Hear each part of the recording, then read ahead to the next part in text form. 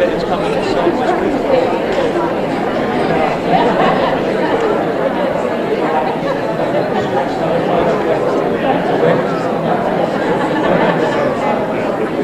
For next week.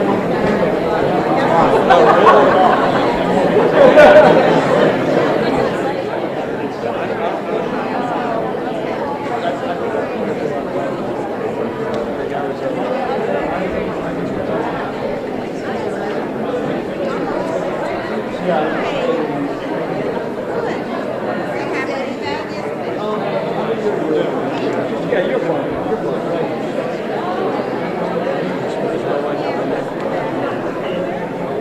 Yeah, I can go sweet thing.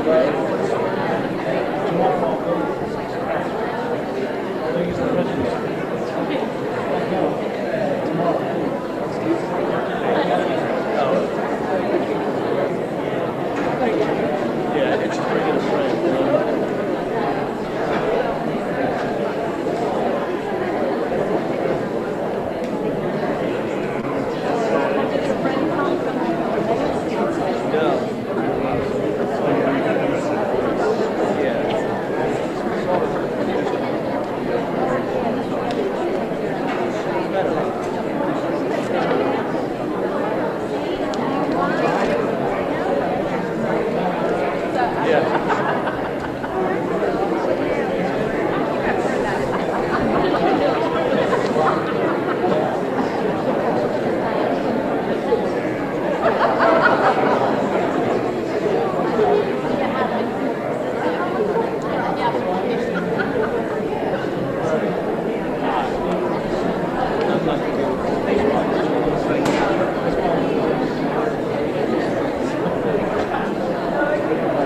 What's that?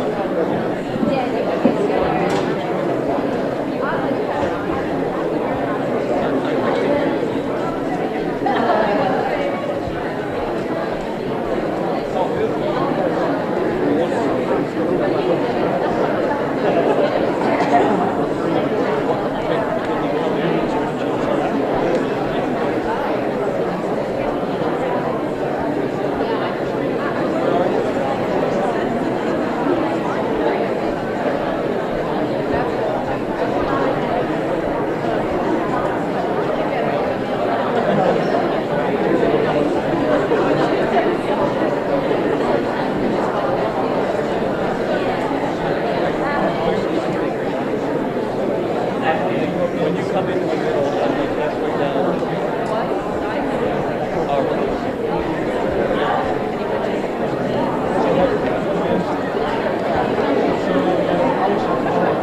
Yeah, it's just a small. Yeah.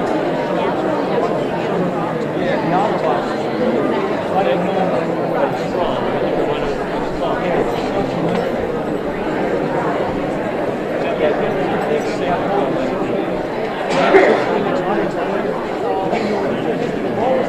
Is it the outer box? I don't know if it's working. Yeah, this is working.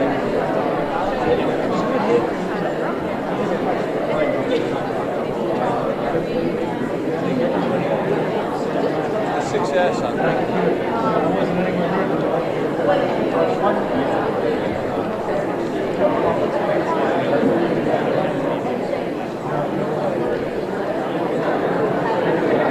This one has a panoramic.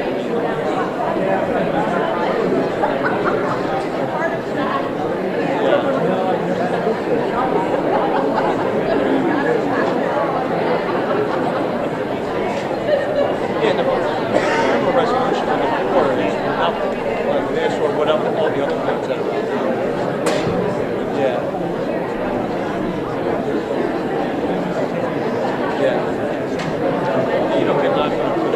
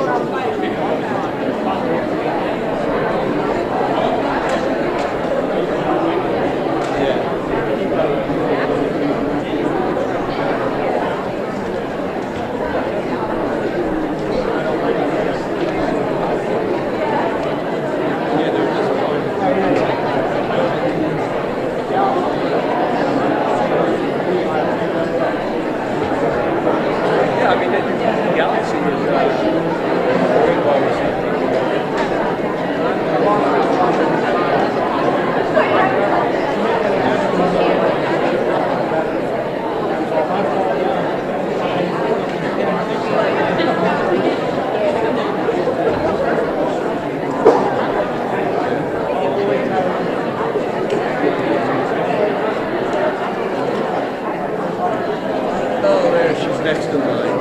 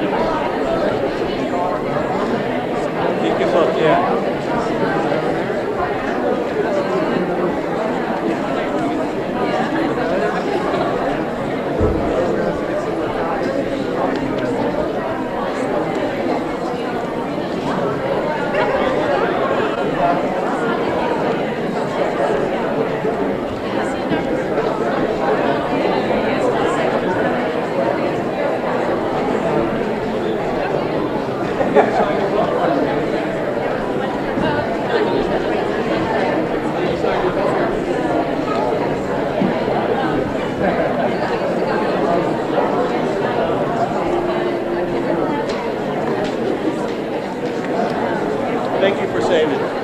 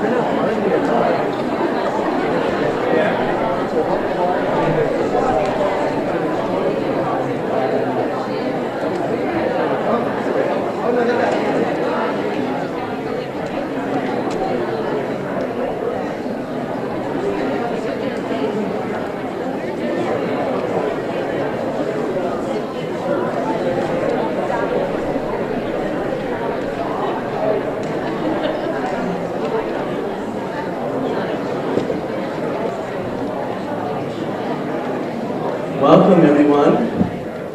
Thank you for coming out this afternoon. My name is Pastor Tyler. I'm the associate pastor here, and I just wanted to welcome you to the Atholton Church and to our event with our keynote speaker, Dr. Greger, who really doesn't need an introduction. I'm sure you all know him, but I wanted to let you know that we have some surveys that we passed out to you, and we'd like you to fill that out. That's on behalf of the church to bring more events like this to your area. But in addition to that, I also wanted to tell you what's going on in this church regarding some of these health events, and that's what this survey is for. Also, you're going to want to fill this out because if you want a shot at the Instant Pot, this is also the raffle for it. So you're going to turn these in when we have them being picked up by the ushers, and that's just for you to get your shot at the Instant Pot. So thank you for doing that. Also, you notice some exit signs at the back. There's also an exit over here, should we need that. This side is not an exit. Just want to let you know. If you need bathrooms, it's down the hall to the right, but surely our greeters and ushers can help you with that. Don't want to take any more of your time. I'm going to actually turn it over to Ms. Sharon McCrae, and she'll talk to you about our next step here. Thank you.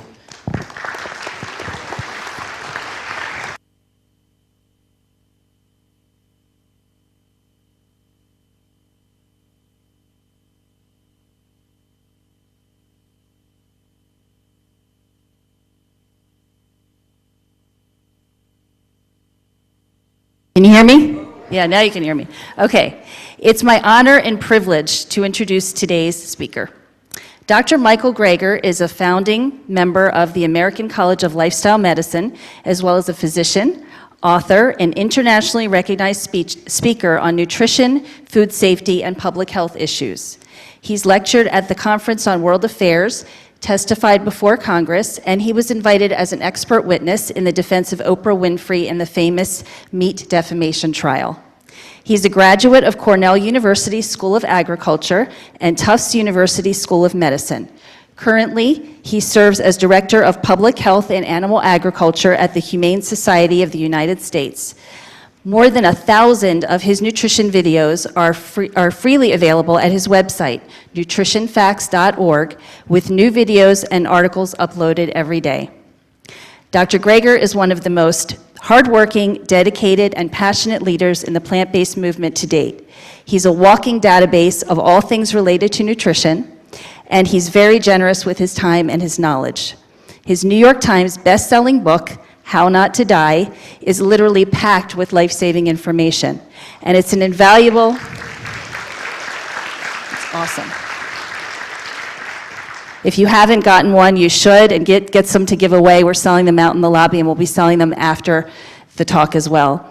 It's literally packed with life-saving information, and it's an invaluable resource that should be on the bookshelf in every household and in the waiting room of every medical office. Without further ado, here's Dr. Michael Greger.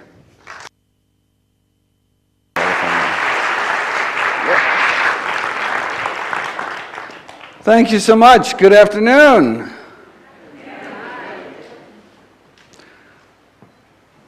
Allow me to begin on a personal note. This is a picture taken right around the time that my grandmother was diagnosed with end-stage heart disease and sent home to die. She already had so many bypass surgeries, she basically run out of plumbing at some point. She was so scarred up inside. Crushing chest pain, confined in a wheelchair. Her life was over at age 65. Then she heard about this guy, Nathan Pritikin, one of our early lifestyle medicine pioneers, and what happened next is chronicled in Pritikin's biography. My grandma was one of the death's door people, Frances Greger.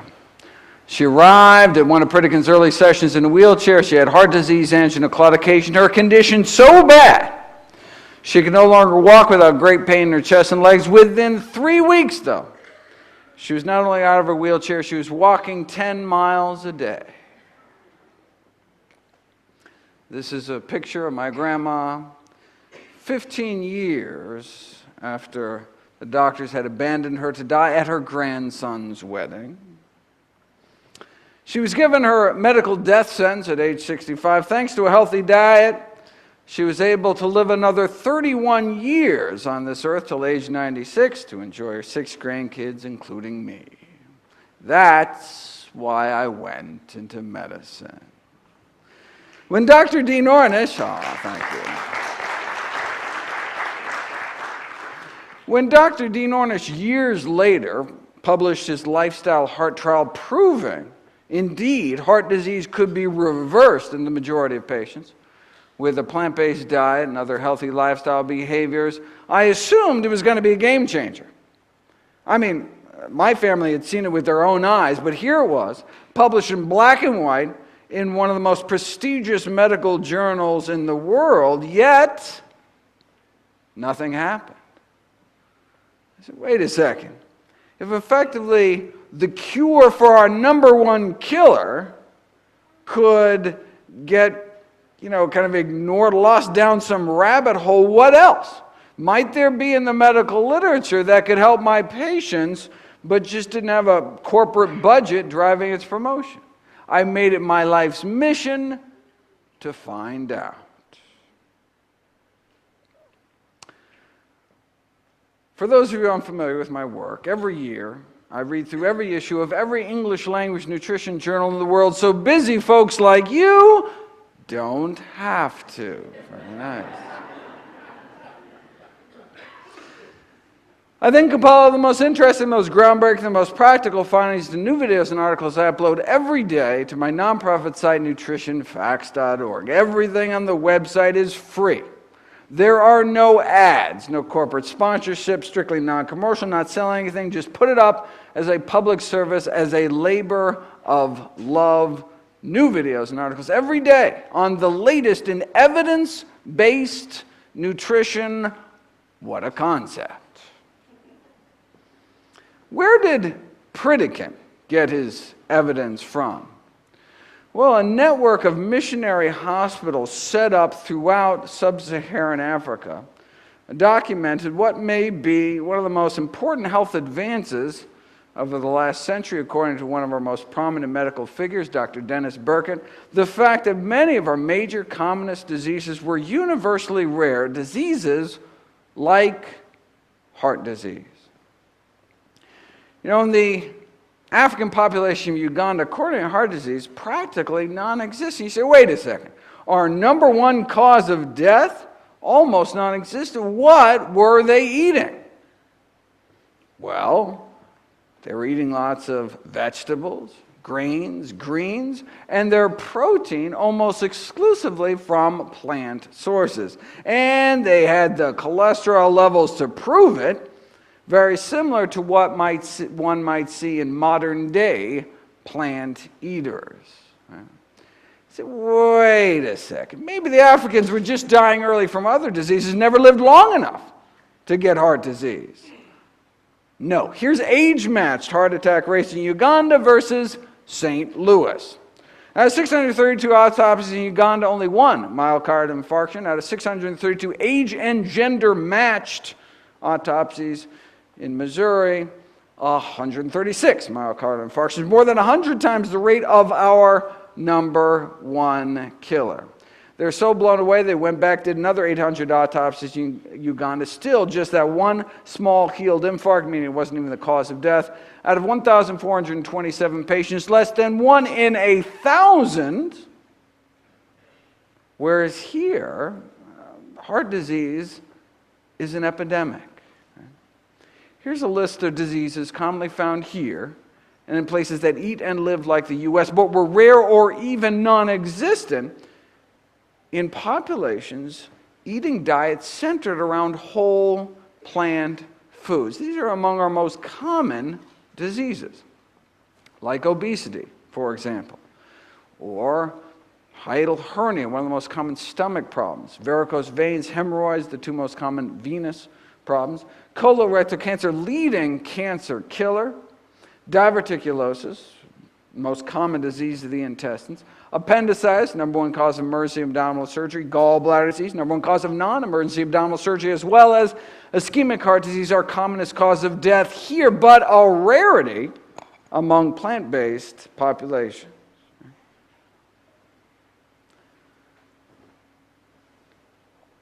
Which suggests heart disease may be a choice, like cavities. You know, if you look at the teeth of people who lived 10,000 years before the invention of the toothbrush, pretty much no cavities.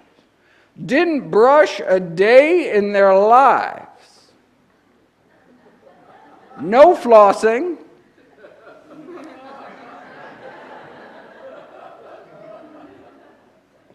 Yet, no cavities. Why? Because, candy bars hadn't been invented yet. Right? So why do people continue to get cavities when we know they're preventable through diet? Well, easy, because the benefits, the pleasure people derive from dessert may outweigh the cost and discomfort of the dentist chair. And look, that's fine, right? If you're an adult, you believe the benefits outweigh the risk for you and your family, then go for it, right? I mean, as long as people understand the consequences of their actions, as a physician, what more can I do, right? I certainly enjoy the occasional indulgence. I've got a good dental plan. But what if instead of the plaque in our teeth, we're talking about the plaque building up inside of our arteries? Right? Another disease that's preventable through dietary changes. Okay, now what are the consequences for you and your family? Now we're not talking about scraping tartar anymore. Now we're talking life and death. Right? Heart disease is the number one reason we and all our loved ones will die. It's still up to each of us to make our own decisions as to what to eat and how to live, but we should make these choices consciously, educating ourselves about the predictable consequences of our actions. Atherosclerosis, hardening of the arteries, is a disease that starts in childhood. By age 10, nearly all kids already have what are called fatty streaks, the first stage of the disease within their arteries, and then these plaques start forming in our 20s, get worse in our 30s, and then can start killing us off. In our heart, it's called a heart attack. In our brain, the same disease is called a stroke. If there is anyone here today that's older than age 10, then the question is not whether or not to eat healthy to prevent heart disease. It's whether you want to reverse the heart disease that you already have. But is that even possible? You know, when researchers took people with heart disease, put them on the kind of diet followed by people that did not get heart disease, they hoped they could slow down the disease, maybe even stop its progression. But instead, something miraculous happened. The disease started to reverse, to get better. As soon as people stopped eating artery-clogging diets, their bodies were able to dissolve some of that plaque away, opening up arteries without drugs, without surgery, suggesting their bodies wanted to heal all along, but were just never given the chance. You know, this dramatic improvement in blood flow on the left here, that was just after 3 weeks eating healthy. Let me share with you what's been called the best-kept secret in medicine. The best-kept secret in medicine is sometimes our body can heal itself. You know, if you whack your shin really hard on a coffee table, it can get all red hot, painful, swollen, inflamed, but will heal naturally if you just stand back and let your body work its magic. But what if you kept whacking your shin in the same place day after day? In fact, 3 times a day, breakfast, lunch, and dinner. It'd never heal, right? You'd go to your physician, you'd say, oh, my shin really hurts. Oh. And they'd be like, no problem. I trained for this. Whip out their pad, write your prescription for painkillers.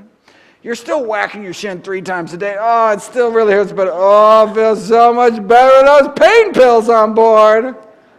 Thank heavens for modern medicine.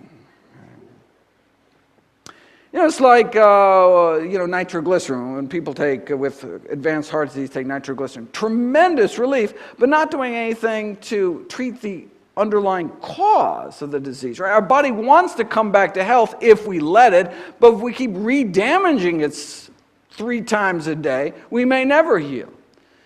It was like smoking. One of the most amazing things I learned in all my medical training was that within 15 years of stopping smoking, one's lung cancer risk approaches that of a lifelong non-smoker. Isn't that amazing?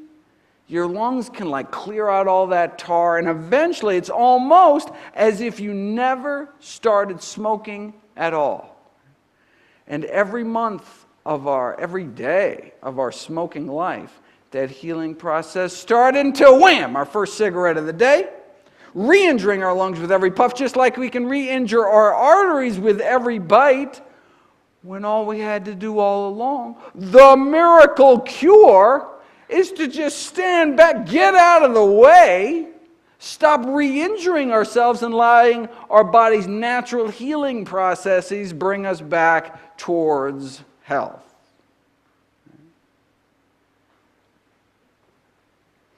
This is nothing new.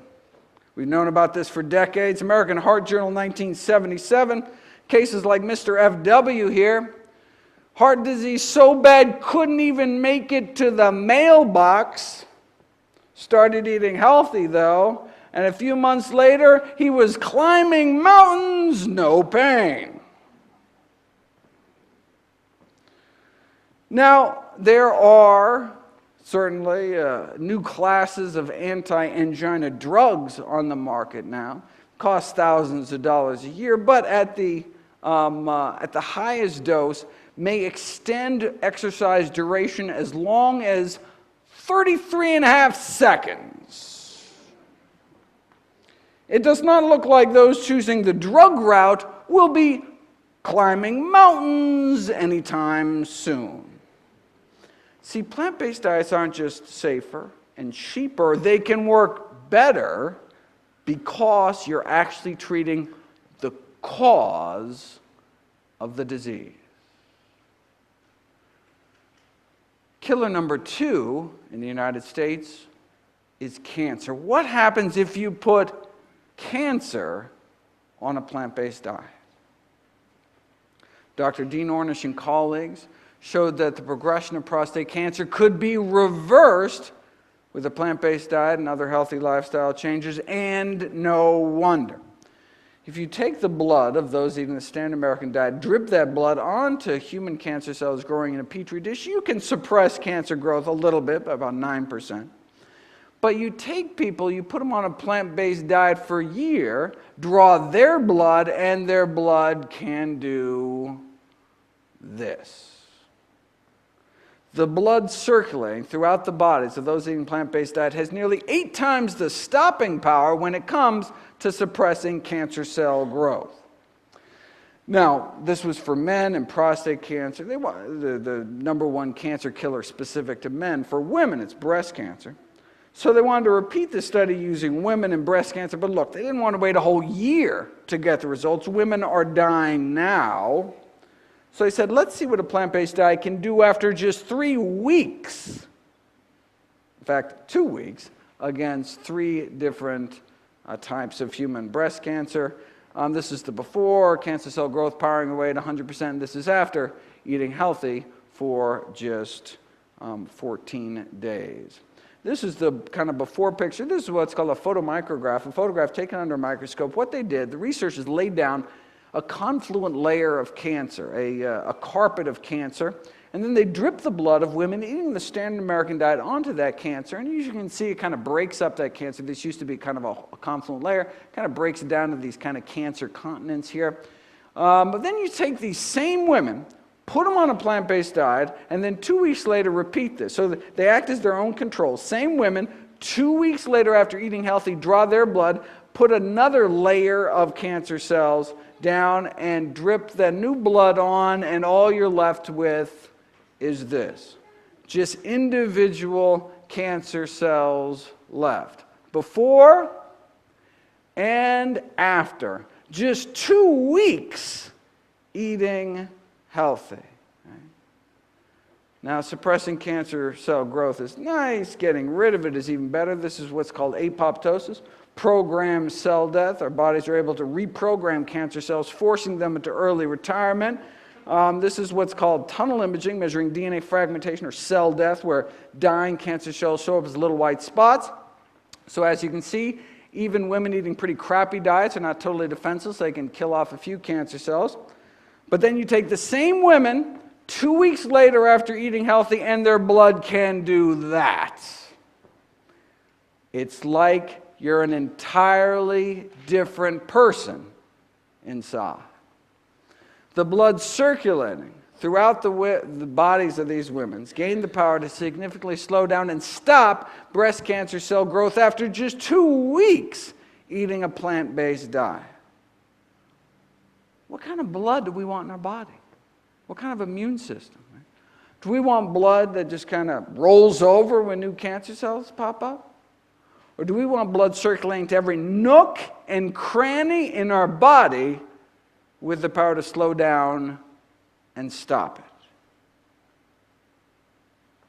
Now, this was this dramatic strengthening of cancer defenses was after 2 weeks of diet and exercise. They had these women out walking 30 to 60 minutes a day. You say, all right, well, wait a second. If you do two things, how do you know what role the diet played? So research decided to put it to the test. This is what we saw. This is measuring apoptosis, cancer cell clearance. This is what we saw before, diet and exercise group. This is a group that was eating a plant-based diet on average for 14 years, along with just mild exercise like out walking every day. All right? So plant-based diet and walking, that's the kind of cancer cell clearance you can get. Compare that to the cancer-stopping power of your average sedentary American. You see a little burger in there. There you go. Which is practically non-existent. All right, but this middle group is interesting. Instead of 14 years of a plant-based diet, 14 years standard American diet, but 14 years of daily, strenuous, hour-long exercise like calisthenics. They wanted to know if you exercise long enough, if you exercise hard enough. Can you rival some strolling plant eaters over here? And the answer is exercise helped. No question. But literally 5,000 hours in the gym, no match for a plant-based diet. This is what we saw before with that tunnel imaging. Even if you're a couch potato living off of fried potatoes, you are not totally defenseless. You can knock off a few cancer cells. You exercise for 5,000 hours, you can kill off cancer cells left and right. But nothing appears to kick more cancer tush than a plant-based diet. It's true.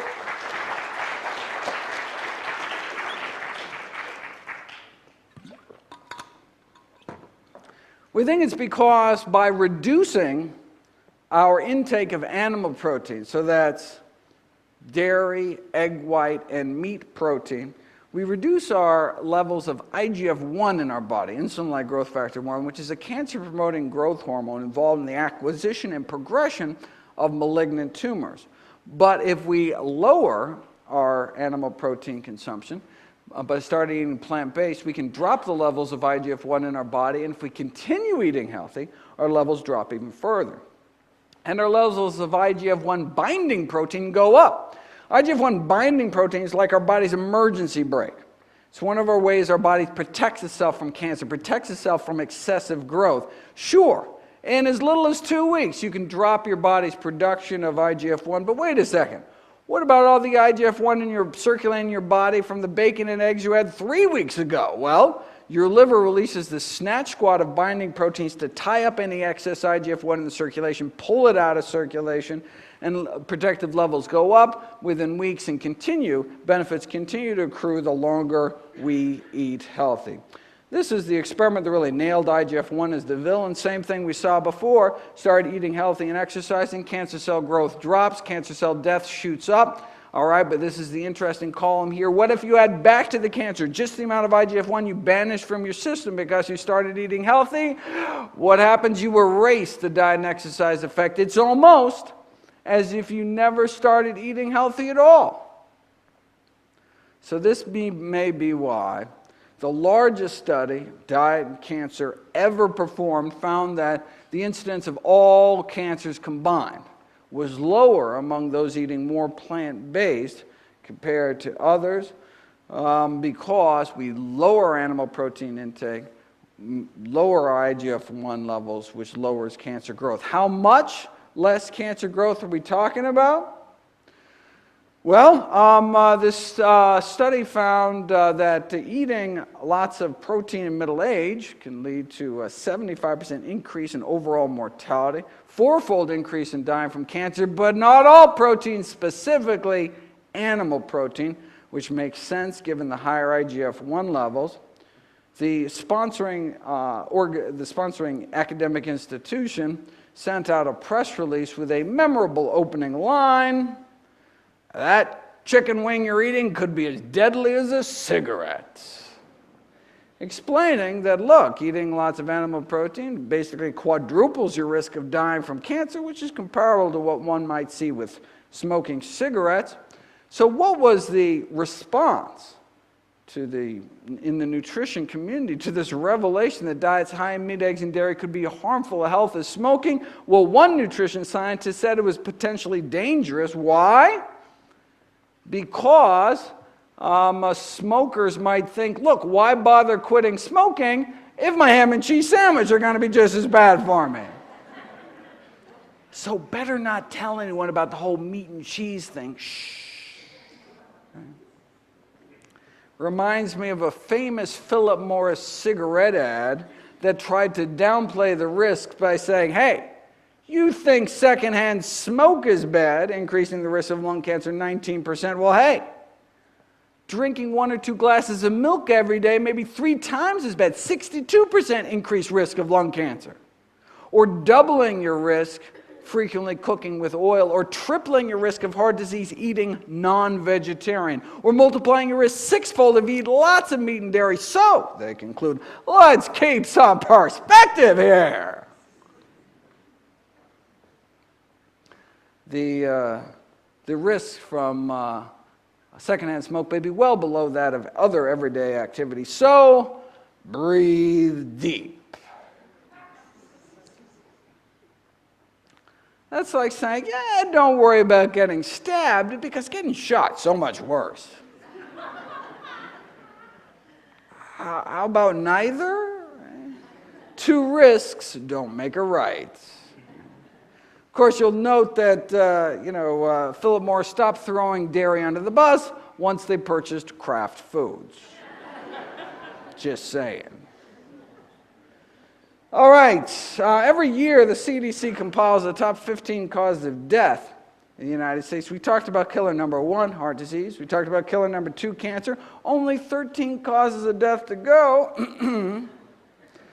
Let's run through the list quickly. The top 3 killers used to be heart disease, cancer, stroke. Oh, that's so 2007. Now, it's heart disease, cancer, and COPD, chronic obstructive pulmonary diseases like emphysema. Thankfully, a plant-based diet can be used to help prevent COPD, can be used to treat COPD, actually improving lung function over time.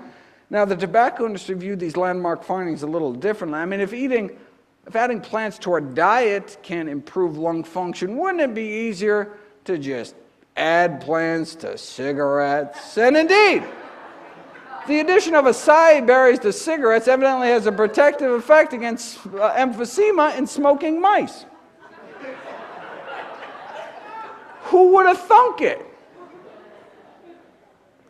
Next, they're going to start adding berries to meat. And indeed, I couldn't make this stuff up, ladies and gentlemen. The addition of fruit extracts to burger patties was not without its glitches. For example, the blackberries dyed the burger patties with a distinct purplish color.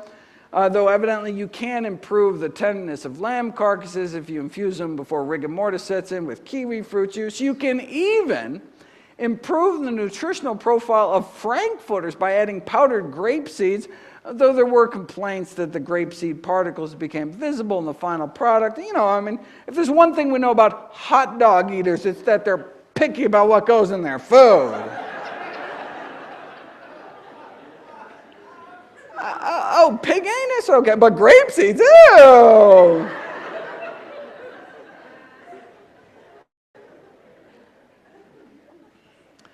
Killer number 4 is stroke. Preventing strokes may be all about eating potassium-rich foods, yet most Americans don't even reach the recommended minimum daily intake of potassium, and by most Americans, I mean more than 98% of Americans eat potassium-deficient diets because 98% of Americans don't eat enough plants.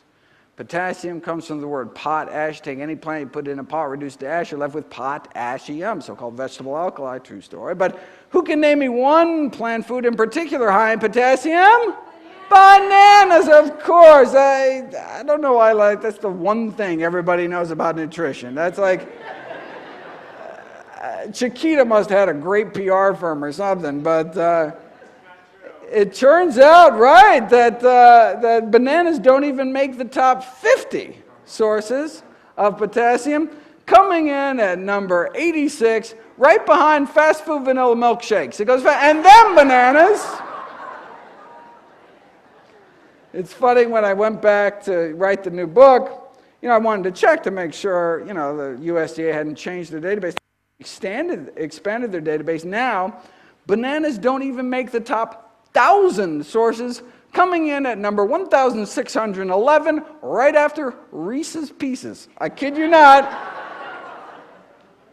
The most concentrated sources of potassium in the American diet: number 1, greens; number 2, beans; and number 3, dates, actually. Bananas don't even make the top 1,000. In fact, if you look at the next leading cause of death, bananas could be downright dangerous.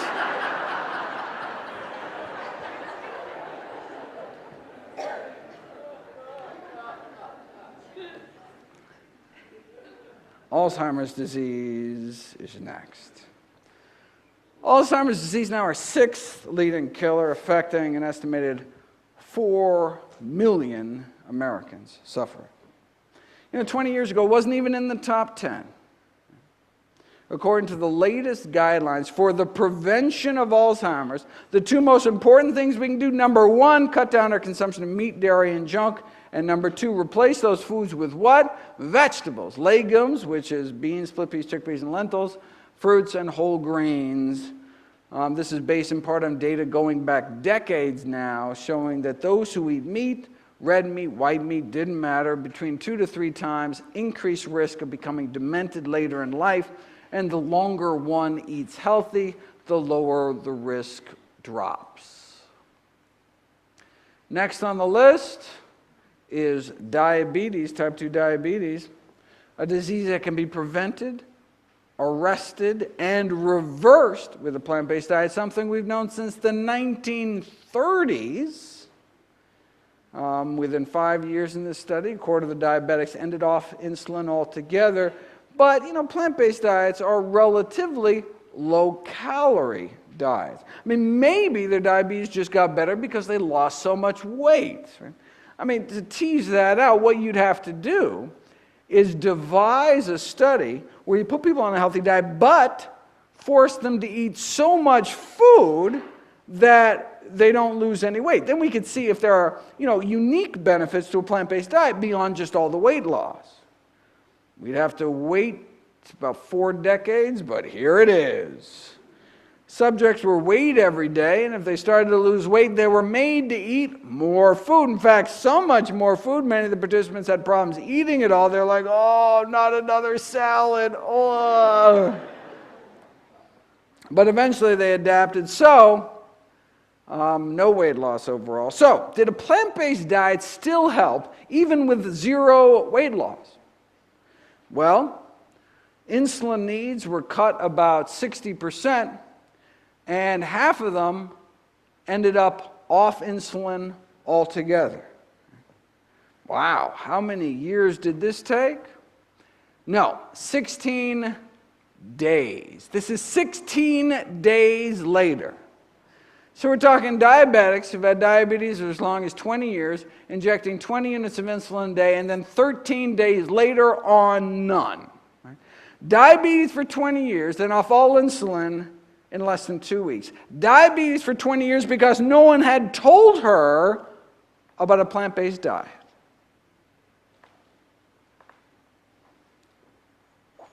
Let's look at patient number 15. 32 units of insulin on the control diet, and then 18 days later on none. Lower blood sugars on 32 units less insulin, even at the same weight. That's the power of plants. And as a bonus, their cholesterol dropped like a rock to under 150 in 16 days. It's just like moderate changes in diet are only going to get you moderate benefits for cholesterol reduction. How moderate do you want your diabetes? Right? Everything in moderation may be a truer statement than many people realize. Right? Diabetics who make moderate changes in diet can be left with moderate vision loss, moderate kidney failure, moderate amputation, maybe just a few toes or something. Right? Moderation in all things is not necessarily a good thing. Right? Sure, you can hit yourself with a smaller hammer, but why beat yourself up at all? Remember that study that purported to show that diets high in meat, eggs, and dairy could be harmful to health as smoking? Supposedly showed that eating lots of animal protein, meat, eggs, and dairy makes you 4 times as likely to die from cancer or diabetes. But if you look at the actual study, you'll see that's not true. Those eating lots of animal protein didn't have 4 times the risk of dying from diabetes. They had 73 times the risk of dying from diabetes. Now, those that chose moderation, only eating a moderate amount of animal protein, they only had 23 times the risk of death from diabetes. Killer number 8 is kidney failure. A disease that can be prevented and treated with a plant-based diet. No surprise, kidneys are highly vascular organs. Harvard researchers found 3 dietary risk factors for declining kidney function. Number 1, animal protein. Number 2, animal fat. Number 3, cholesterol. The animal fat can actually alter the actual structure of our kidneys, based in part on studies like this showing plugs of fat literally clogging up the works in autopsied human kidneys. And animal protein can have a profound effect on a normal kidney function, causing what's called hyperfiltration, increasing the workload on the kidneys, but not plant protein. So for example, if you take people and you give them a meal of tuna fish, you can see pressure going up within their kidneys 1, 2, 3 hours after meal in both non-diabetics and diabetics. Right? So we're talking adverse effects, not like decades down the road, but literally minutes within going into our mouths. But if instead of a tuna fish salad sandwich, you had the exact same amount of protein, but in the form of a tofu salad sandwich, what happens? Nothing. Your kidneys can handle plant protein without even batting an eyelash. So why does the animal protein cause that overload reaction but not plant protein? We think it's because the inflammation caused by the animal protein. How do we know that? Because if you give a powerful anti-inflammatory drug along with the tuna fish, you can abolish that protein leakage hyperfiltration response to meat ingestion. And then there's the acid load. Right? The consumption of meat, eggs, dairy induces acid formation within the kidneys, and this can cause what's called tubular toxicity, damage to the delicate urine-making tubes within the kidneys. Animal foods tend to be acid-forming, whereas plant foods are either neutral or actually base-forming, alkaline, counteracting some of the acid formed in our kidneys. And so the key to halting the progression of chronic kidney disease may lie in the produce aisle rather than the pharmacy. No surprise then that plant-based diets have been used to effectively treat kidney failure for decades. So here's protein leakage on a conventional low-sodium diet, what doctors would typically put someone with kidney failure on, and then they switched them to the supplemented vegan diet, and then back to conventional, and then back to plant-based, conventional, plant-based, switching on and off kidney dysfunction like a light switch based on what was going into their mouth. Killer number 9 is respiratory infections. You say, wait a second, what possible role could diet play in respiratory infections? Obviously, you haven't seen my video, Kale and the Immune System, talking about the immunostimulatory effects of kale. Is there anything kale cannot do? Boosting antibody production 7-fold, but This was in a petri dish. What about in people? Well, if you take older men and women, split them up into two groups, half continued to eat their regular diet, the other half just add a few servings of fruits and vegetables to their daily diet right before getting their pneumovax vaccination, their pneumonia vaccination, you can see a significant boost in protective antibody response to those eating just a few more servings of fruits and vegetables a day. This was not cutting out meat. This was just adding a few servings of produce can significantly boost our immune function. Killer number 10 is suicide. We've known for years that those who eat healthier feel healthier. And in fact, only about half of the depression, anxiety, and stress scores compared to those that eat meat. Researchers think it's because of this inflammatory omega-6 fatty acid called arachidonic acid, which is found predominantly in chicken and eggs in the American diet. But if you remove meat, remove fish, remove poultry, remove eggs as well from people eating the standard American diet, you can get a significant improvement in mood within just 2 weeks eating healthy. Why? Well, we think it's this arachidonic acid, this inflammatory omega-6, which is maybe adversely impacting mental health via a cascade of neuroinflammation, brain inflammation, but we can clear the inflammation out of our brains within just a few weeks by cutting down our consumption of meat, of eggs, chicken, and other meat. Now, am I just cherry picking here? I mean, what about all the other studies showing different diets improved mood? There aren't any.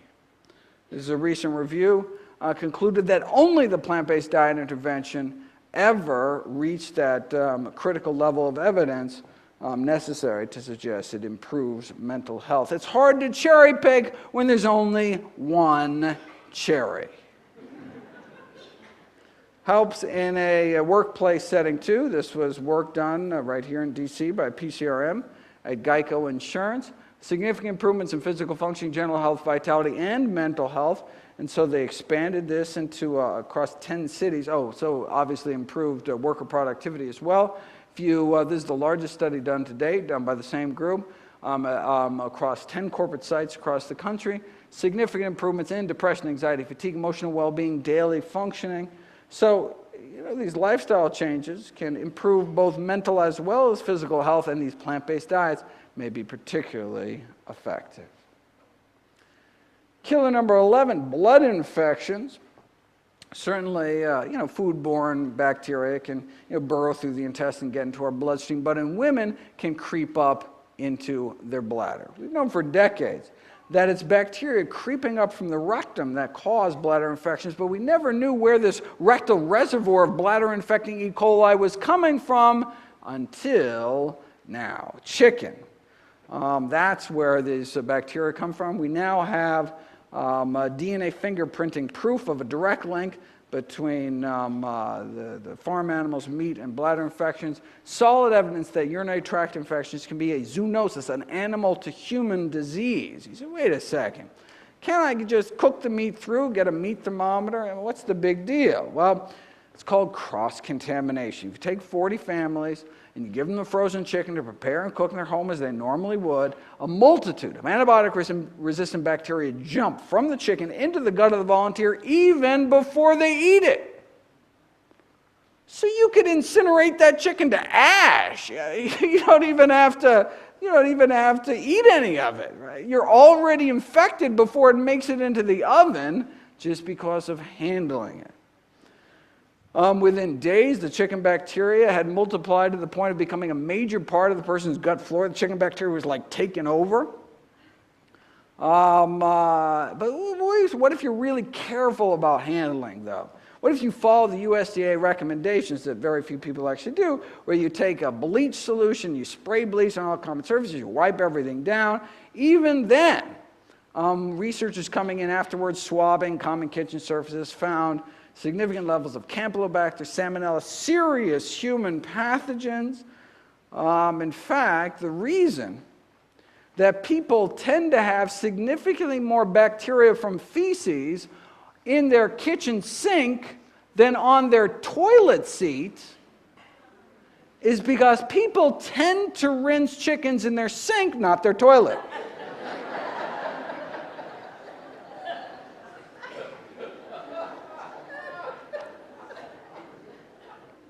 So unless our kitchen is like some biohazard lab, right, the only way we're going to prevent, leaving infection around the kitchen is to not bring it into our home in the first place.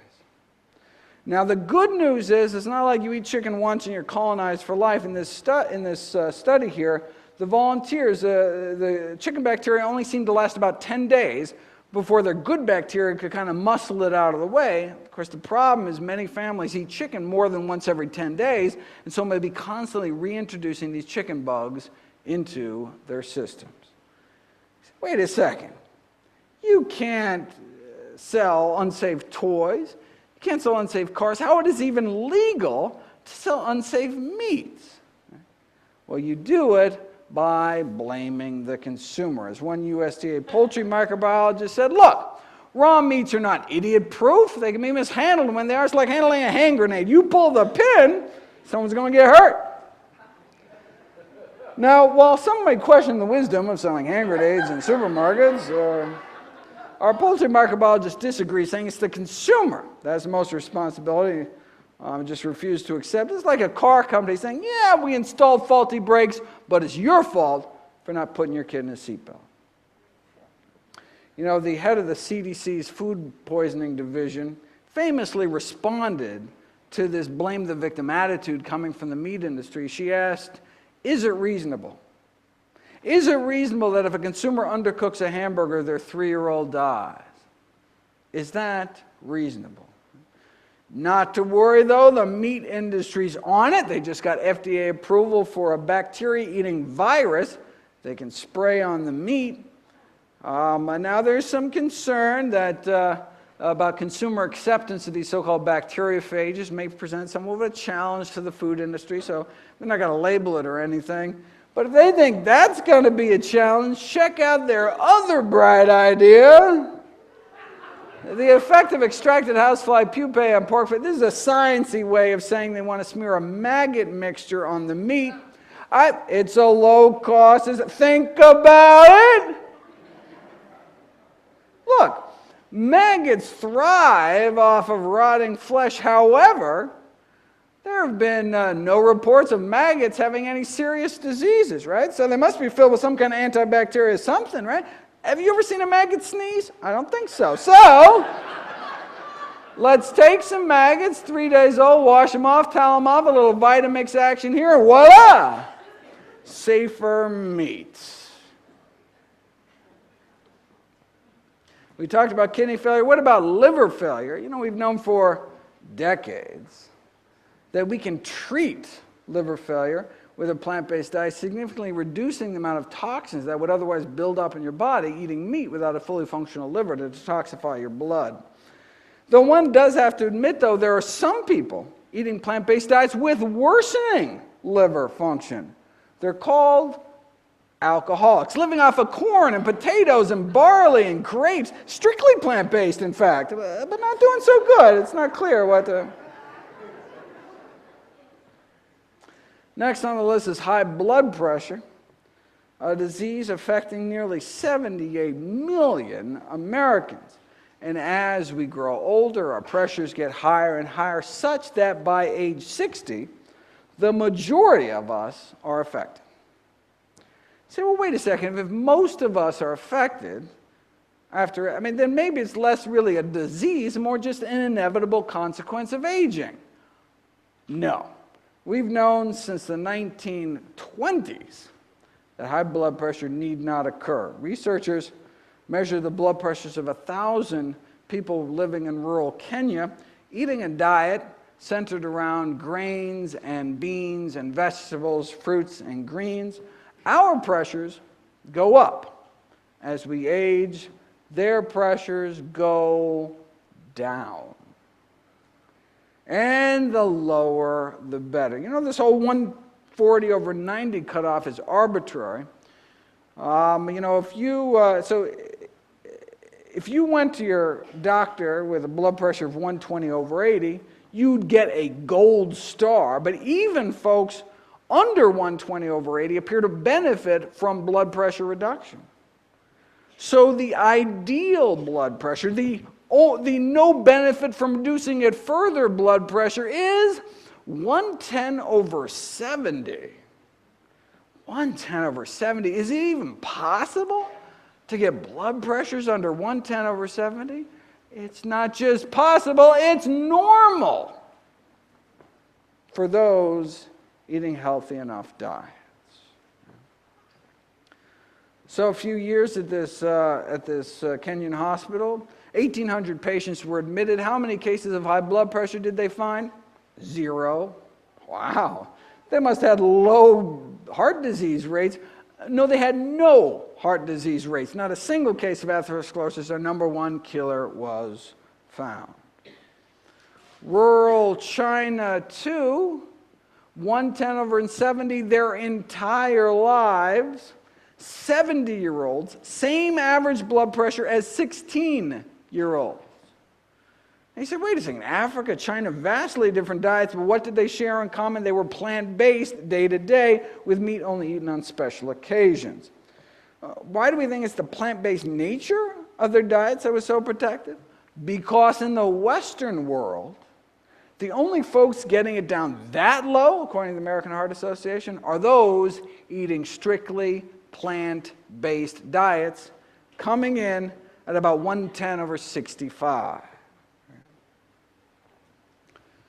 If you look at the largest study of those eating plant-based diets to date, this is a study of 89,000 Californians, you can see, compared to meat eaters versus kind of flexitarians, to those just eating fish, to those eating no meat, to those eating no dairy or eggs at all, you can see the stepwise drop in hypertension rates as one gets more and more plant-based. Same thing with obesity and diabetes.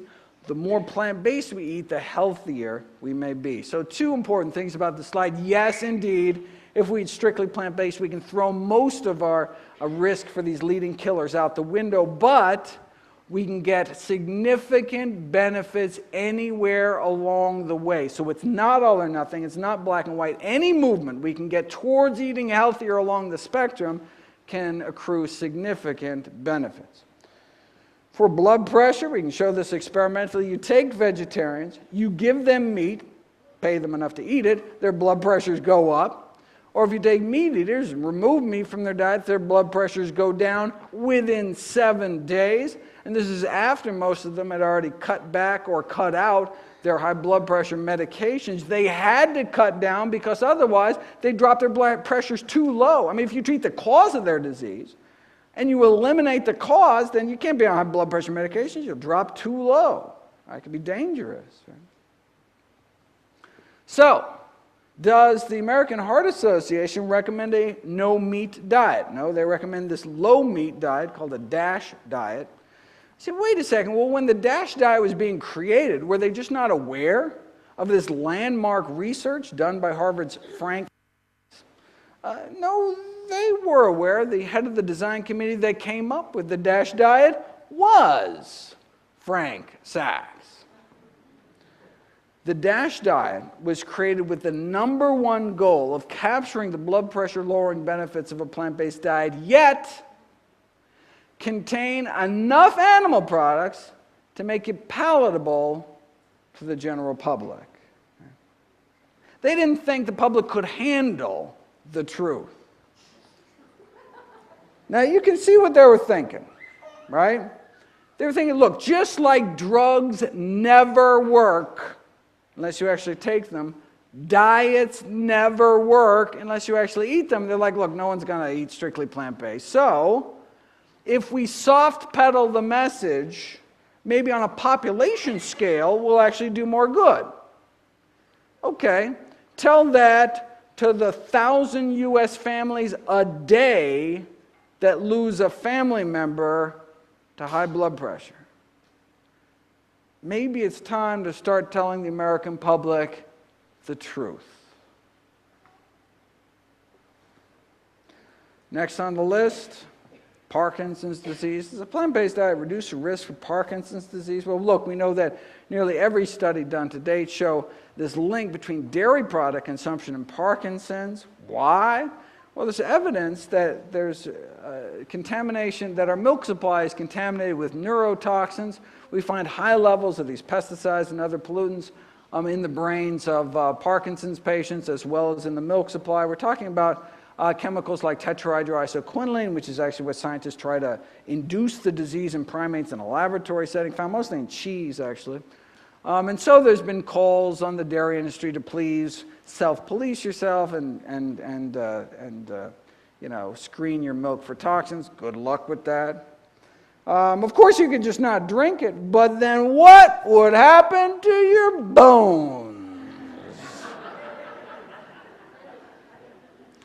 That's a marketing ploy. If you look at the actual science, you see that milk consumption does not appear to reduce one's risk of hip fractures. Whether you're drinking as an adult, whether you're drinking it as in your teen years, it doesn't matter, it doesn't work. In fact, milk consumption is associated with an increase in fracture risk. Maybe that's why we see the populations with the highest milk consumption having the highest fracture risk. Researchers in Sweden decided to put it to the test. 100,000 men and women followed for up to 20 years, and milk-drinking women had higher rates of what? Higher rates of death. More heart disease, more cancer for each daily glass of milk. Those women that had 3 glasses of milk a day had nearly twice the risk of premature death. And they had more bone and hip fractures too. More milk, more fractures. And the men also had higher rates, milk-drinking men also had higher rates of death. Yet for some reason, you just don't see milk ads like this. I don't know what the... I don't know.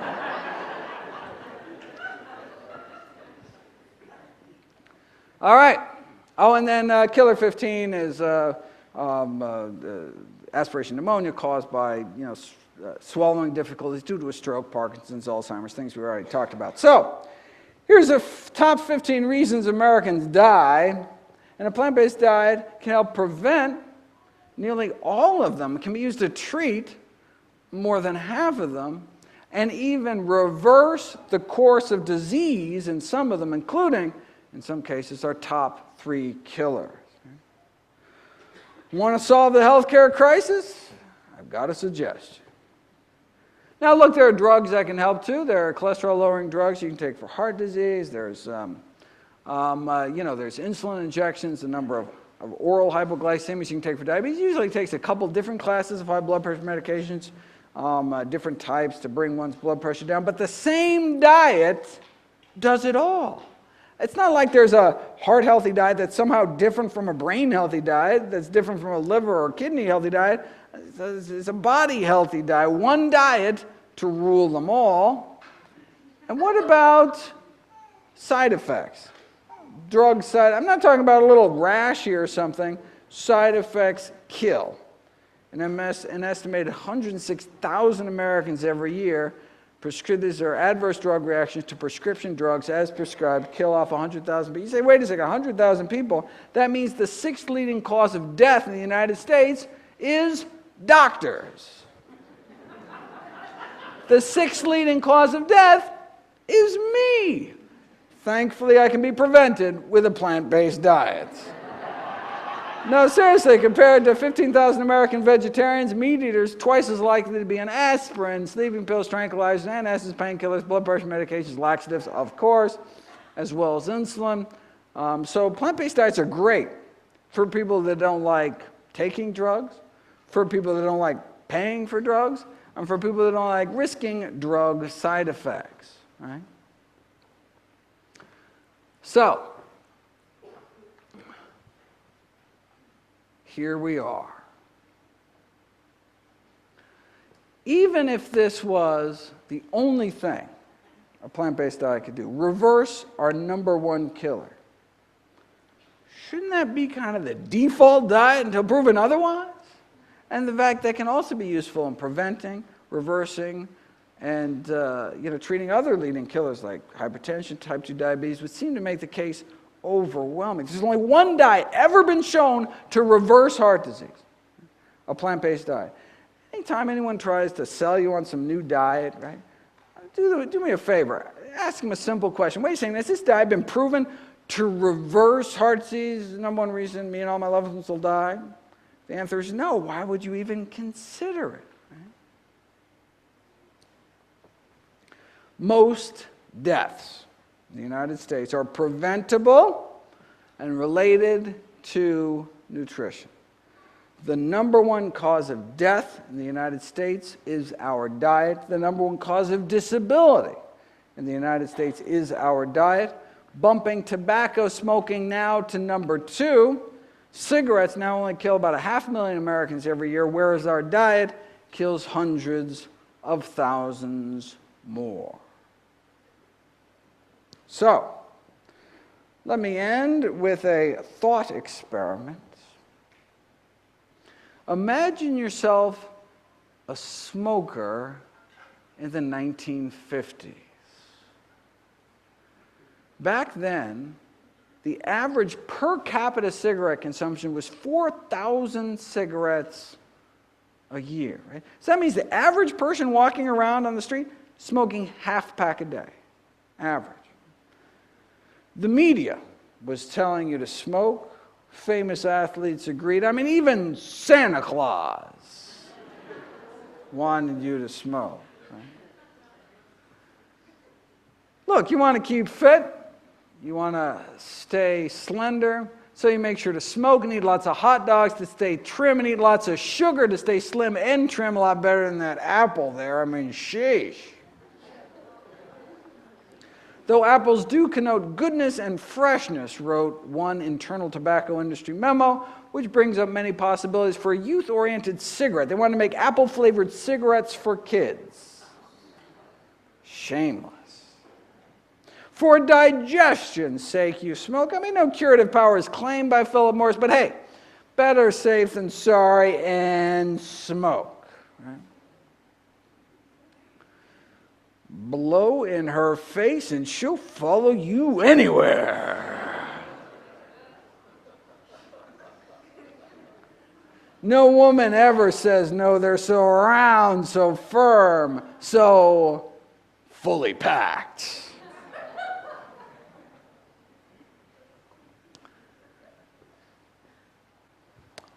John Wayne smoked them until he got lung cancer and died. Back then, even the paleo folks were smoking, and so were the doctors. Now, this is not to say that there wasn't controversy within the medical profession. Sure, some doctors smoked Camels, but others preferred Lucky, so there's a little disagreement going on. The leader of the U.S. Senate agreed. Who wouldn't want to give their throat a vacation? Not a single case of throat irritation. How could there be when cigarettes are just as pure as the water you drink? Maybe up in Flint, Michigan.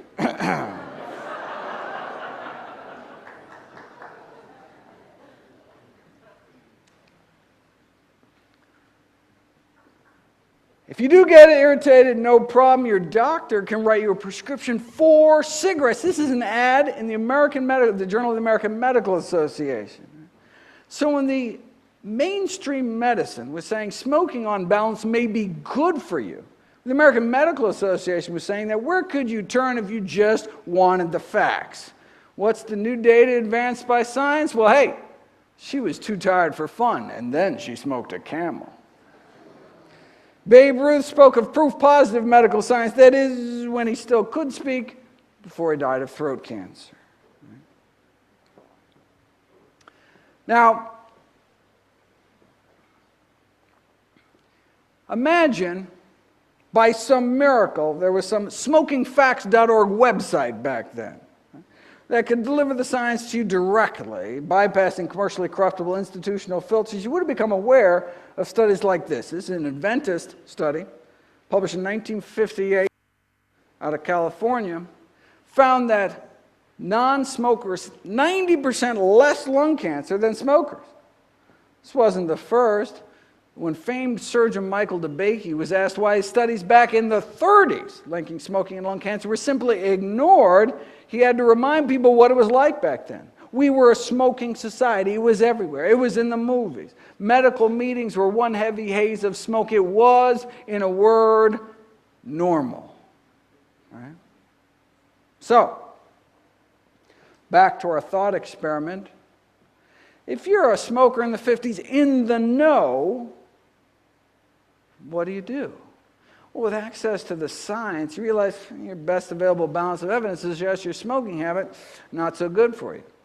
So do you change or do you wait? If you wait until your doctor tells you, between puffs, to quit, you could have cancer by then. If you wait until the powers that be officially recognize it, like the Surgeon General did in the subsequent decade, you could be dead by then. It took 25 years for the first Surgeon General's report to come out. It took more than 7,000 studies and the deaths of countless smokers before the first Surgeon General's report against smoking came out in the 1960s.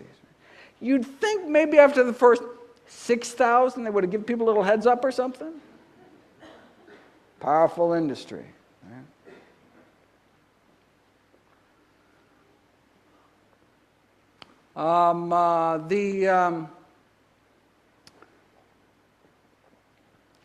There's a new Adventist study now, let's fast forward 55 years, out of California, talking about the risks of something else that may be going in people's mouths. And this is, of course, not the only one. The latest review found that kind of all data put together, you see mortality from all causes put together. Many of our dreaded diseases, cancer, diabetes, stroke, all significantly lower among those eating plant-based. Right?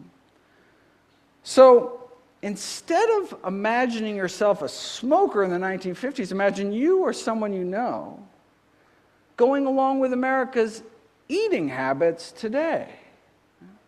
What do? With access to the science, you realize the best available balance of evidence suggests your eating habits not so good for you. So do you change or do you wait? If you wait until your doctor tells you between bites to change, it could be too late by then. In fact, even after the Surgeon General's report came out, the medical community still dragged their feet. In fact, the AMA went on record refusing to endorse the Surgeon General's report. Could it have been because they just got a $10 million check from the tobacco industry? Okay, so we know why the AMA was sucking up to the tobacco industry, but why weren't individual doctors speaking out? Well, look, there were a few gallant souls ahead of their time speaking up against companies killing millions. But why not more? Well, perhaps it's because the majority of physicians themselves smoked cigarettes.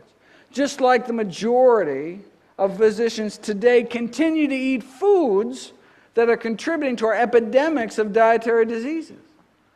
What was the AMA's rallying cry back then? Everything in moderation. Extensive scientific studies have proven, right, that smoking in moderation, that's fine. Sound familiar?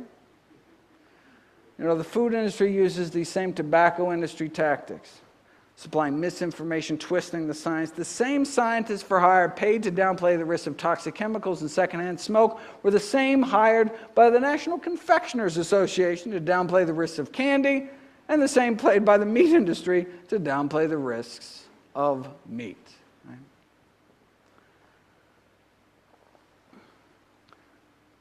Consumption of animal foods and processed foods now is estimated to kill 14 million people every year.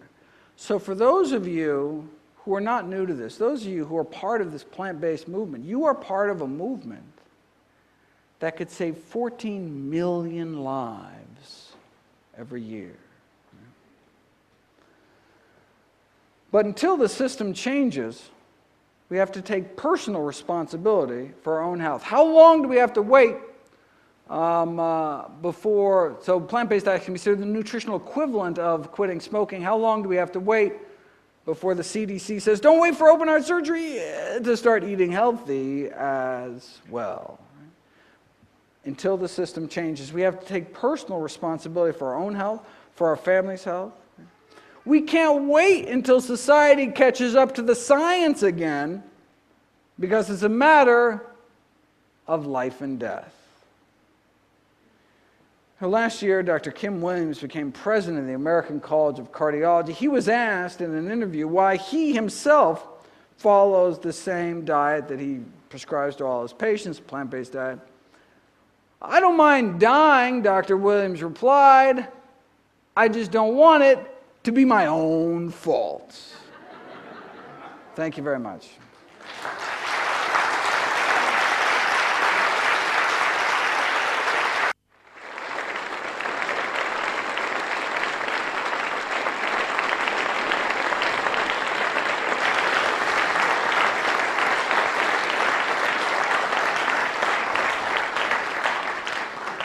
Dr. Greger. Did you enjoy the presentation? All right. Thank you so much. We're going to get ready to move into our question and answers time. I just wanted to remind you about that card that I asked you to fill out. If you could take that now and pass it down to the end of the aisles, we're going to have them picked up. Do we? Okay, some of you did not get a card. We can get some if you just raise your hand. If you don't have a card, then we can get you one. And that's for our Instant Pot drawing, by the way. For those of you who don't know what an Instant Pot is, it's an electronic pressure cooker. And I am not one to plug products, as you know from anyone who's followed my site. But I do love my Instant Pot. And so sign up the card and maybe you'll get one tonight.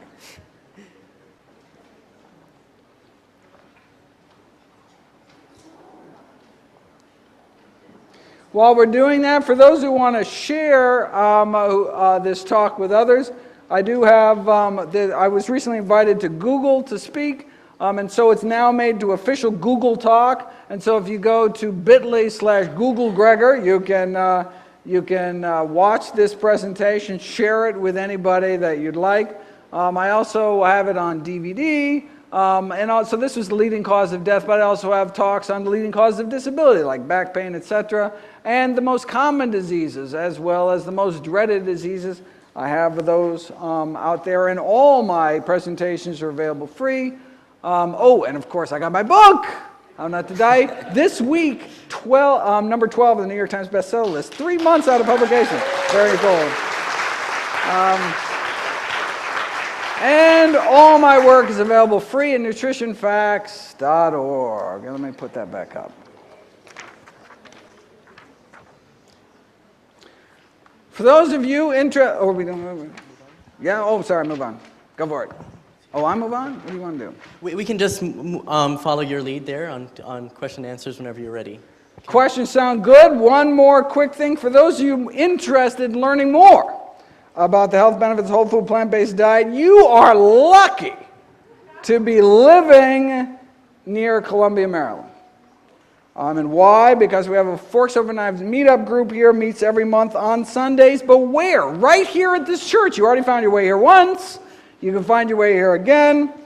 Delicious potluck, healthy plant-based dishes, video presentations, discussion once every month on Sundays. Sharon McRae here, who organized this talk. If you like this talk, all I did was just show up. She did all the work. She's a local CRM Food for Life instructor, health coach, conducting plant-based nutrition and cooking classes. Where? Right here at the church as well. Must be an awesome church. Thank you, Pastor.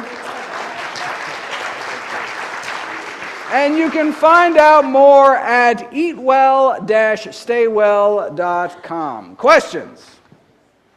Yes? I'm a whole food plant-based diet eater, and I try to. Oh, we've got a microphone. It's like Donahue. Is it okay? I'm a whole foods plant-based diet eater since my mom's cancer. Through research and watching your videos every day, actually, I try to promote this way of eating to everybody around me, but I face questions like, what about vitamin B12? why are plant-based diet eaters lacking vitamin B12? How can you explain that? What do I say to people? Let me tell you what to say to people. And that's actually a fantastic question. You got some really smart friends, right? I mean, most we get like the where do you get your protein thing. You're like, pat them on the head. All right, but no. Anyone who doesn't know how to get protein on a plant-based diet doesn't know beans. Get it? Anyway.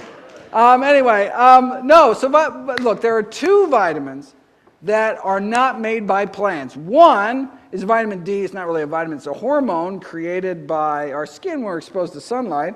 But this time of the year, up in Maryland, no matter how long you sunbathe naked out on that lawn, you're not going to make any vitamin D. The sun's rays are at such an angle at this latitude that you need to get vitamin D from your diet. So I encourage people at this latitude not getting enough sun, 2,000 international units of vitamin D every day. And even during the summer months, when you could make enough vitamin D, if you're inside during, the midday between 10 and 2, you're not getting enough sun, you could be living in Phoenix. Doesn't matter. You're not going to make enough vitamin D. So I'd recommend taking it year-round, which unfortunately is something that I have to do because I don't get out much.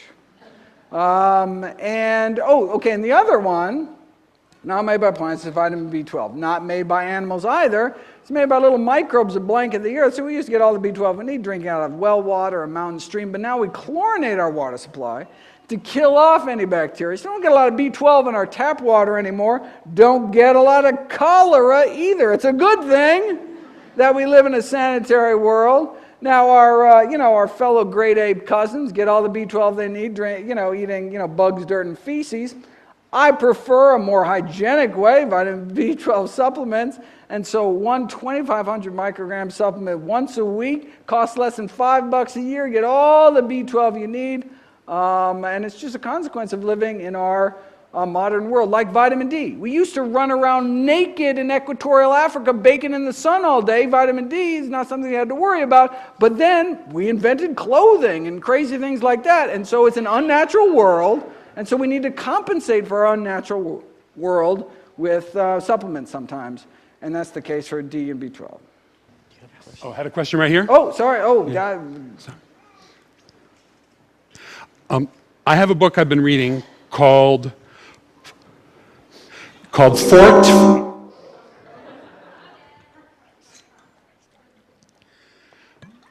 I have a book I've been reading called 4 Kinds of Blood. And I'm curious what you think about that book. Eat Right for Your Type by Peter D'Amo. Yeah, so this is the blood type diet. If you go in the corner of my website, in nutritionfacts.org. Yeah, I'm talking about type O, type B+, the blood type, so that's on, the and, one. And which Indeed. food, So it just says which that, blood one blood type diet should eat some kind of foods, a different blood type should eat another type of foods. And so I actually this has actually been addressed in the medical literature. And so I have videos on my site. You just type in blood type. It'll pop right up. Spoiler alert, it's nonsense. But they're still really funny videos, just to check it out. I don't know. Sure. Whoever he wants to give the mic to. Oh, here we go. Oh, look, we got a line. That's even better. All right. So, can you be my doctor, and do you accept United Healthcare? Show me your mole. I am no longer in clinical practice. I had to give up my practice to do writing, research, speaking full time, unfortunately. But we now have the Barnard Medical Center in Washington, D.C., which is a plant-based medical clinic run by Physicians Committee for Responsible Medicine. So again, you're so lucky to be in a place that has access to that. So I encourage you to get your doctor there, or even better, stick with your own doctor here and then teach them about the benefits. They're like, why are you so healthy? You'd be like, let me tell you. And then and then you share Forks, 7 Knives, you give them my book, if all of us just go to the good doctors, we're never going to teach the ignorant doctors anything.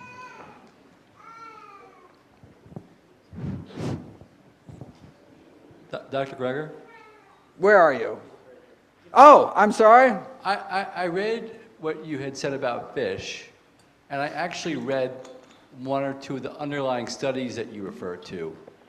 And my doctor had recommended I eat sardines. And it seemed to me that the arguments in the studies you had said really weren't addressing sardines.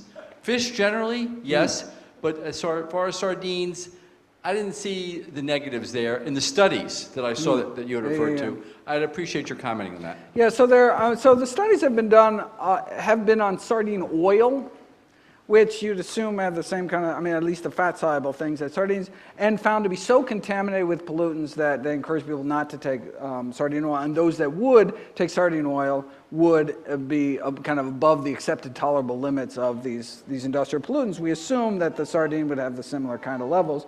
But if you are going to eat fish, the smaller fish, the better. We should minnows or something. And the shorter lives, the better, right? You look at tuna, they're like cow, like 800 pounds. They're massive, lived a long time. And you're basically not only eating that fish, you're eating every fish that fish ate, pollutants. And so ideally, so I was surprised to see sardines, or at least the sardine oil, so toxic. I don't know exactly what they eat, but whatever it is, they're building up toxins in their bodies.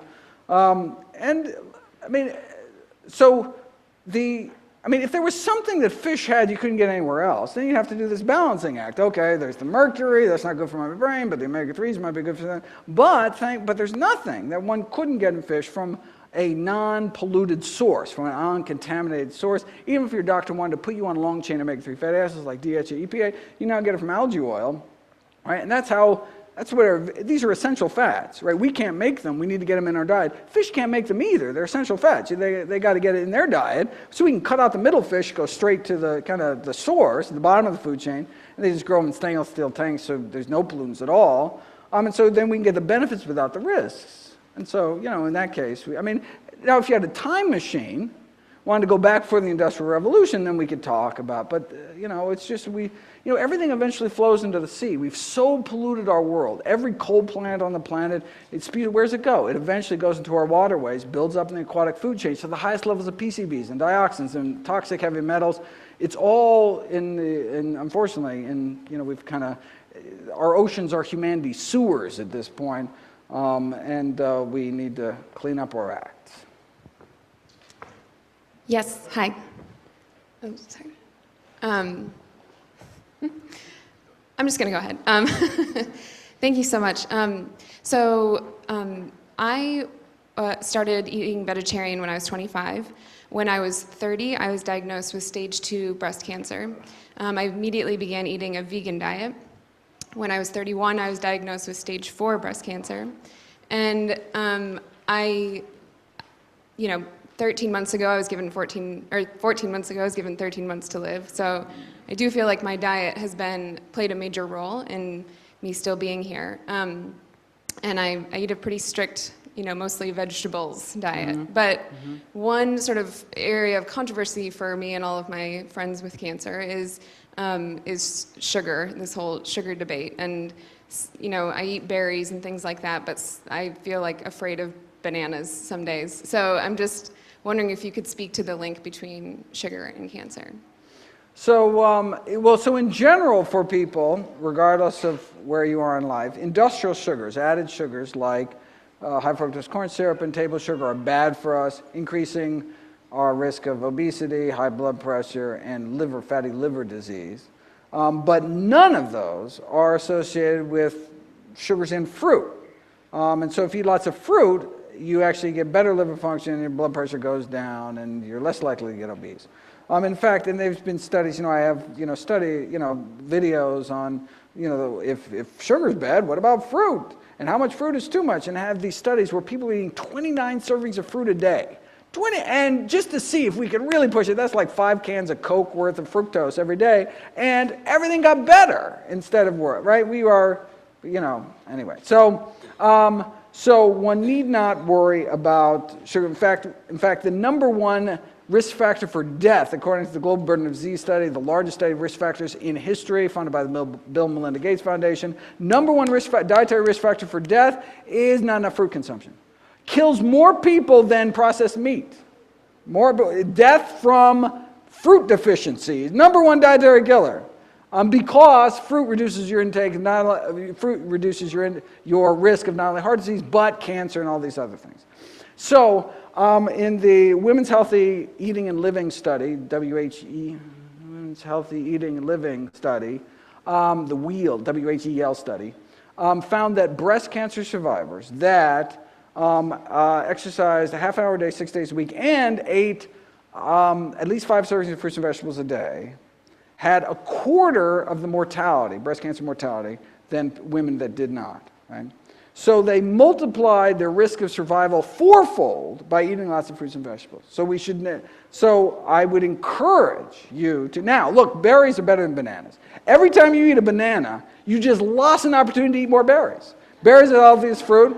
Greens are the healthiest vegetables. So every time you eat a cucumber, you're missing out on an opportunity to eat more kale. Right? I mean, so there are healthier fruits and healthier vegetables, but all fruits and vegetables are your friend.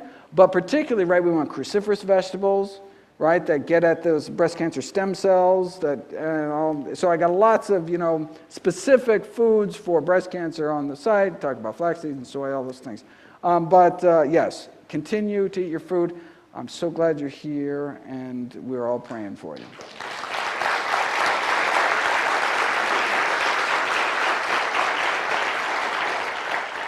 Hi, so my name is Laura. I'm a recent college graduate. I'm 23 years old. I'm working in research at Hopkins. And I've been so just impassioned by all of this, and it's one of the only things that I really am interested in. And I was wondering, I truly feel willing to dedicate my life to this and to increasing the spread of this knowledge. What would your suggestion be other than, would you say medical school, or like what kind of careers do you feel are going to open up that's really going to be conducive to spreading this? That's a great question. We need wonderful, smart minds in this field. So I just posted on my on the nutritionfacts.org Facebook page this really neat tool run by this organization called 80,000 Hours, 80,000hours.org. So 80,000 hours is the average kind of career, the number of hours one spends in one's career in one's life. And so basically, what do you do for your 80,000 hours? So this is an organization that dedicated to determining how best to help people help the world. So if you want to make the world a better place, your career counselor will tell you, like, security, this is best for retirement, this is best for whatever, right? But if you want to know how to make the world a better place, that's this whole organization. And so their whole thing, what they do is they would do one-on-one counseling with people. And and it's all for free. And after enough time, they realized that people ask the same questions, blah, blah, blah. So they made this kind of online tool where you run through it yourself and ask you questions. Do you like this? Are you interested in this field? Or are you interested in poverty? Are you interested in hunger? Are you interested in whatever? And then it kind of works you through and then kind of counsels you on how best to use your own 3 things. Your interest, what you're interested in, what you're good at, what your skill set is, and how best you think you can help the world. Like, what do you think are kind of the most pressing problems? And then it kind of finds out, of those 3, how best to kind of move forward. And so for some people that are, that like medicine, that are good in that kind of, that did good in organic chemistry, and and think that this kind of world can, think that this kind of movement can help people, like 14 million people a year, then medical school might be a great idea. And I was on the admissions committee at Tufts, would love to help you get in. We need more good doctors. Do you have an email address? There's lots of other ways that we can do. There's really cool, there's all sorts of areas that you can change the world in this field and so many others. And so I encourage people to check out 80,000hours.org, and please feel free to contact me anytime for anything we can talk. But we need good people doing this work. This is fantastic. Great.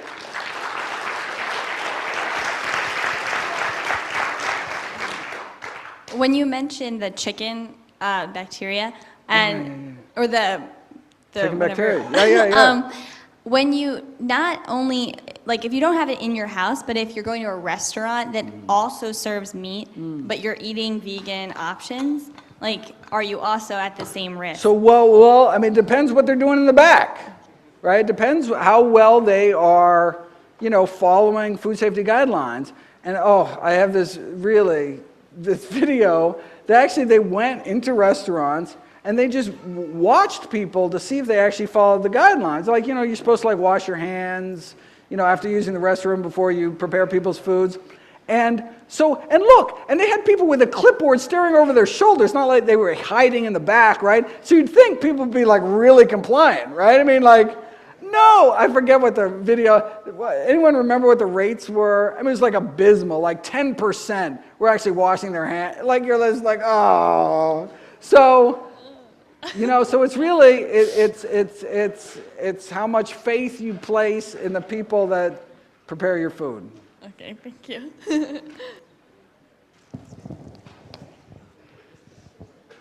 Hi, I've got the mic here, right? Wave your hand. Ah, yes. Yes, my name is Sabina, and I met somebody in a health food store, and he sees this man. He's a doctor, was a doctor in China, and is an acupuncturist here, and he does allergy elimination, because I have a lot of allergies to foods. Okay. I'm wondering your opinion on that.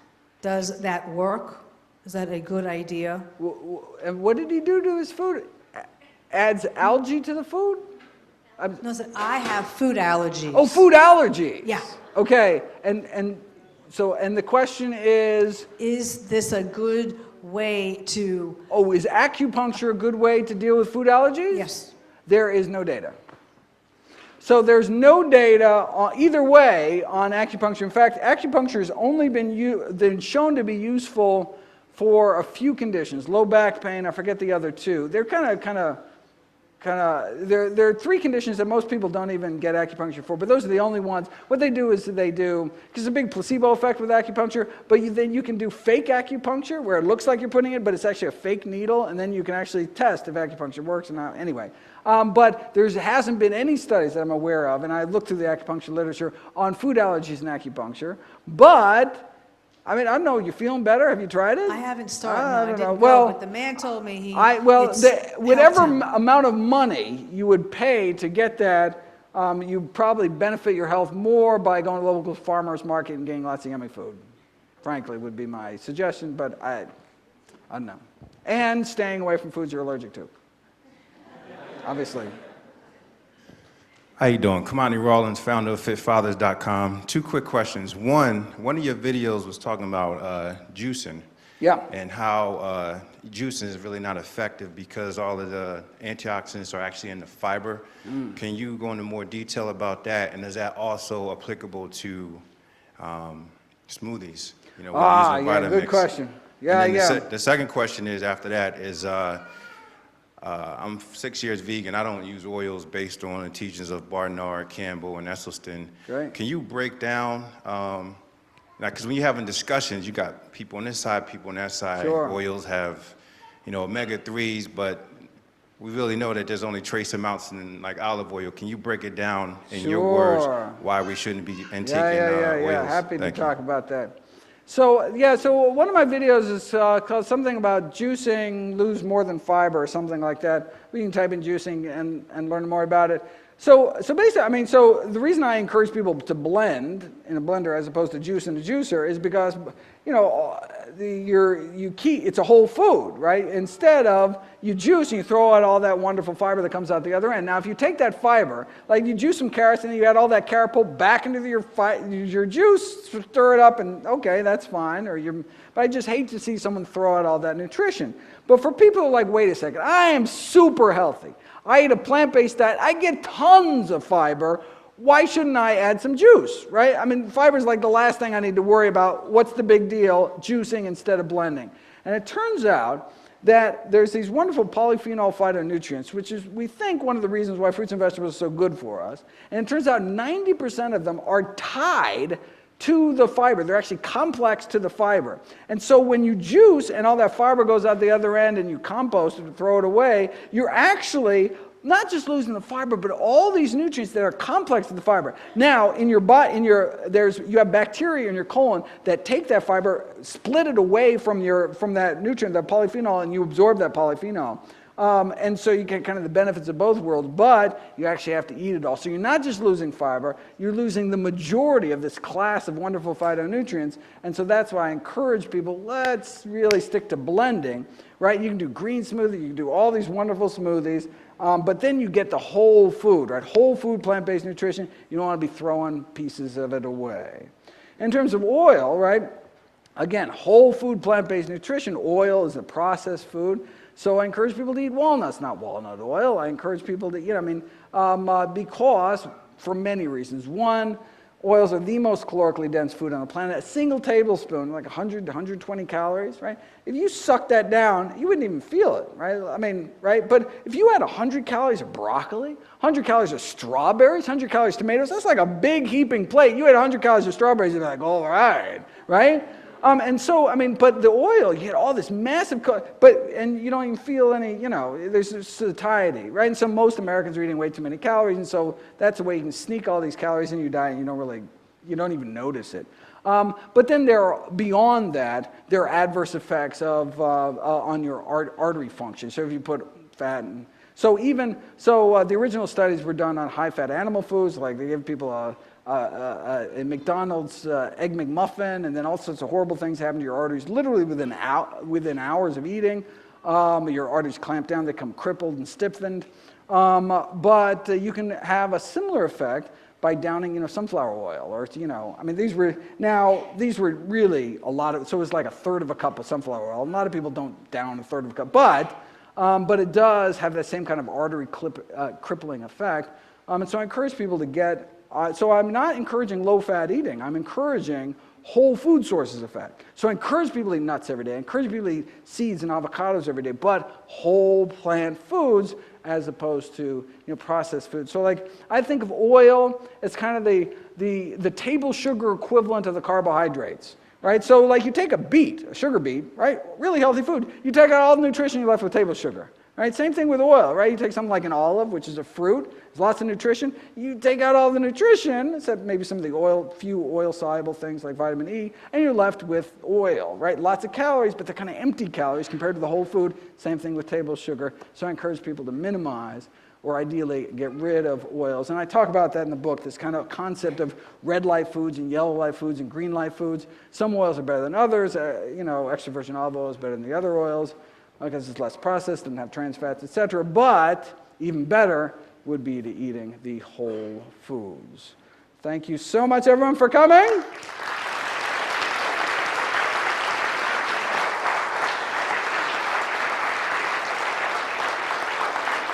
Are we now going to do the raffle?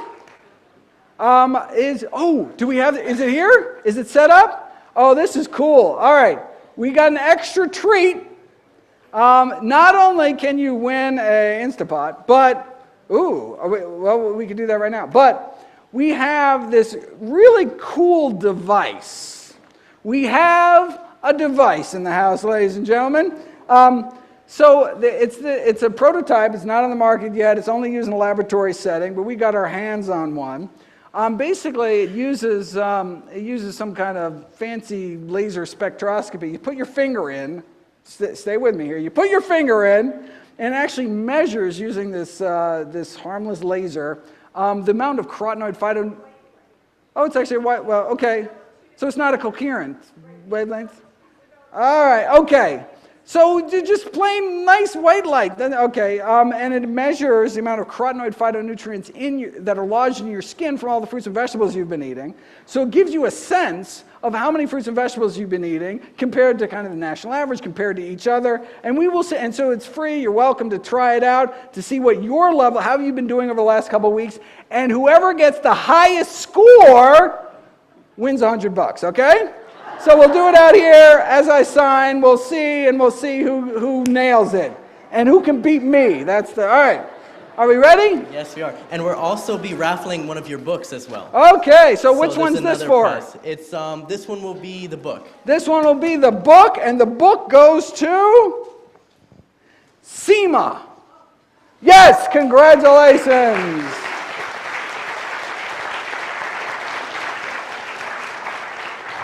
Make sure you come gal. I will personalize and sign it for you. And this one is for the Instapots. All right. And this goes to Barbara Brown. There she is. Congratulations. All right, I will be out signing, and feel free to stick your fingers in a new machine.